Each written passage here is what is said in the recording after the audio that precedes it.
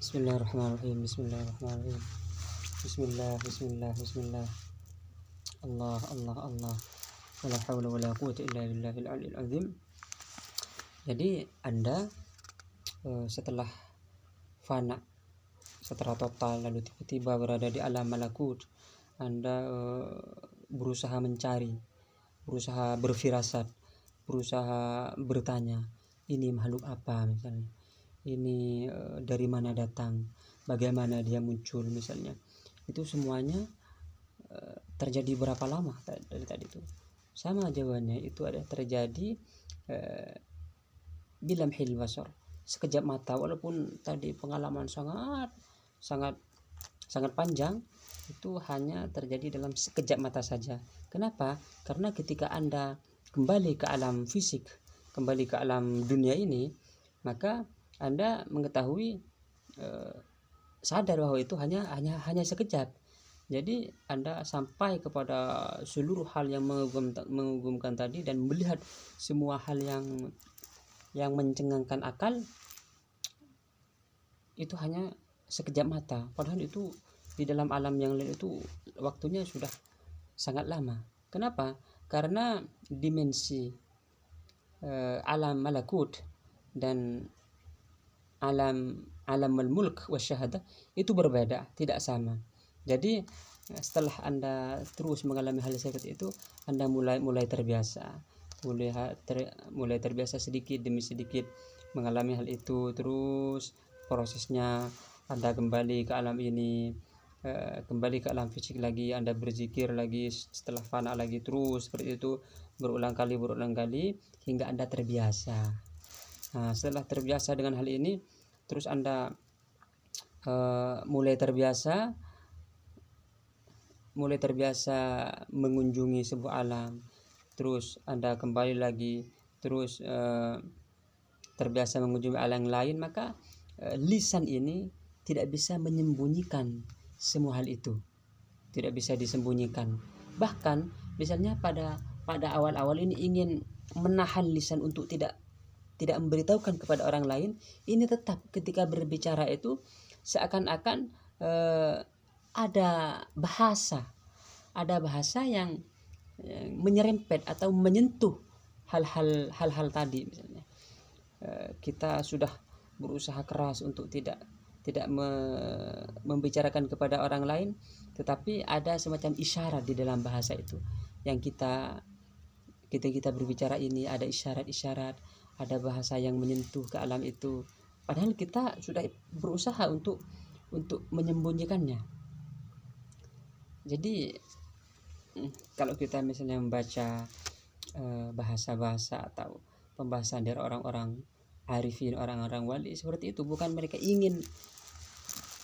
karena ingin menceritakannya, tetapi memang tidak bisa disembunyikan karena sudah memang mengalami alam yang lain. Misalnya jika ada yang bertanya apa dalil, ada alam lain, ada begini begitu, sesuatu di luar nggak masuk akal, apa dalilnya? Kembalilah kepada hadis Harithah. Jadi suatu hari Nabi Muhammad SAW itu bertanya kepada seorang sahabat, Sayyiduna Harithah radhiyallahu anhu, bertanya, bagaimana kabarmu wahai Harithah misalnya. Lalu Sayyiduna Harithah ini berkata, kaifa asbahta, kan Nabi bersabda, kaifa asbahta ya Harithah, bagaimana keadaanmu wahai Harithah. Sayyiduna Harithah ini menjawab, asbahtu mu'minan haqqan, alhamdulillah saya sudah menjadi orang mukmin yang benar-benar. Nah, Nabi bertanya, likulli qaulin haqiqah, fama huwa haqiqatu qaulika ya Harithah. Setiap ucapan itu mempunyai hakikat, lalu apa hakikat ucapanmu bahwa engkau ini sudah benar-benar menjadi mukmin yang hak? Maka Sayyiduna Harithah ini menjawab, saya sudah azaftu anid dunya, saya sudah menghindar dari dunia. Pada siang hari saya melaparkan diri, malam hari saya beribadah kuat, terus saya melihat, itu ada hadisnya, hadis sahih, melihat ahli surga saling berziarah, melihat ahli neraka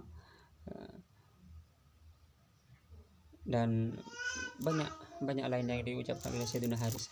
Lalu bagaimana Nabi menjawab? Nabi Rasulullah SAW menjawab, araftah falzam. Engkau sudah araftah ma'rifat, sudah mengenal, falzam, tetaplah. Jadi Nabi ini bersabda ilzam, tetaplah. Bukan Nabi bukan bersabda jangan engkau ceritakan hal itu, bukan, tapi tetaplah di makom tersebut, di dalam ma'rifat itu, menetap dan teruslah, terus meneruslah menetap di situ gitu. Teruskan, kerjakan, sempurnakan apa yang telah engkau laksanakan. Jadi terus oleh Kanjeng Nabi Muhammad SAW itu diberi motivasi untuk melanjutkan, untuk menetapi tetap ma'rifat kepada Allah Subhanahu wa taala. Bahkan di akhir Nabi bersabda, abdun nawwarallahu qalbah. Itu adalah hadis, itu adalah seorang hamba yang hatinya diberi cahaya oleh Allah Subhanahu wa taala. Jadi ini masih tetap tentang cahaya Allah Subhanahu wa taala. Lalu sebenarnya untuk apa semua ini? Untuk apa menyaksikan alam lain, peradaban lain? Apakah untuk menyaksikan hal-hal yang gaib atau menyaksikan apa misalnya? Bukan hal itu sebenarnya. Ini semuanya tidak lain dan tidak bukan adalah agar keagungan Allah Subhanahu wa taala itu semakin bertambah di dalam hati. Karena di episode musyahadah yang lalu sudah disebutkan kalau musyahadah ini tidak dijaga hubungannya dengan Allah dan tidak ada menambah keagungan Allah di dalam hati, berarti itu adalah lalai. Jadi kita berusaha untuk tidak lalai. Jadi kita berusaha memasukkan keagungan Allah di dalam hati, maka kita mengetahui bahwa Allah itu menciptakan makhluk yang tidak terhitung dan tidak bisa dibilang tidak terbatas, karena kita sudah mengunjungi berbagai alam semesta. Lalu itu seluruh pengetahuan yang tadi itu tidak lain adalah seperti sebutir atom di lautan yang sangat luas tidak bertepi. Semua ini tentu bukan hanya sebatas informasi, tapi mengalami sendiri. Itulah ini yang penting. Ketika Anda mengetahui sendiri hal itu, maka Anda berkata, subhanaka faqina adzabannar. Dengan alladzina yadhkuruna Allaha qiyaman wa qu'udan wa 'ala junubihim wa yatafakkaruna fi khalqis samawati wal ard. Dan di akhirnya subhanaka faqina adzabannar. Nah, jika Anda terbiasa seperti ini, sebagaimana yang tadi, terbiasa mengunjungi, berarti Anda hidup di dua alam, di alamul mulki wasyahadah dan di alamul malakut, di alam dunia dan di alam malakut pada satu waktu.